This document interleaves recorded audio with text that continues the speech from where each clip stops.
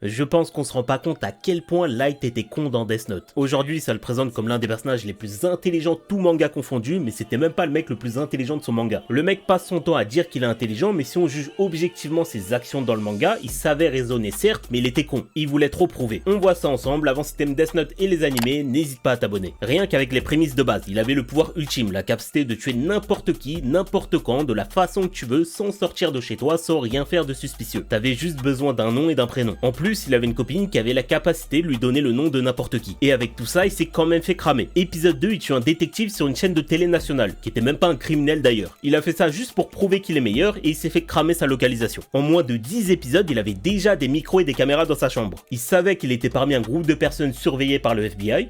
Il savait que le FBI n'avait rien sur lui, le mec tué avec un cahier, et il a quand même décidé de tous les tuer, devenant ainsi l'un des suspects principaux de l'enquête, encore une fois juste pour prouver. La seule raison pour laquelle Light avait toujours une longueur d'avance sur les autres était qu'il était le seul à connaître les règles du jeu. Il était le seul à connaître les pouvoirs du Death Note et les règles qui vont avec. Forcément, tu peux manipuler les autres quand t'es le seul à connaître les règles du jeu. Le poteau savait raisonner, il était même très bon dans ça, d'où ses résultats scolaires. Mais il était tellement narcissique, il voulait tellement prouver qu'il en devenait con.